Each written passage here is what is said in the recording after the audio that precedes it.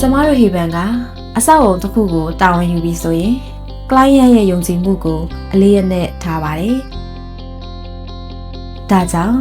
ဆောက်လုပ်ရေးပစ္စည်းတွေကိုရွေးချယ်တဲ့အခါမှာ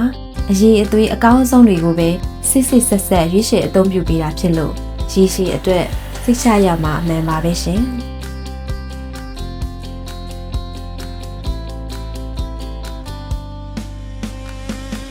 အရေးရှင်းရှိတဲ့အင်ဂျင်နီယာတွေလုံလောက်တဲ့လူဝင်အားတွေနဲ့စနစ်တကျဖွဲ့စည်းထားတာကြောင့်သတ်မှတ်ထားတဲ့ deadline အမီအနံနိုင်အောင်အထူးဂရုပြုဆောင်ရွက်ပေးပါတယ်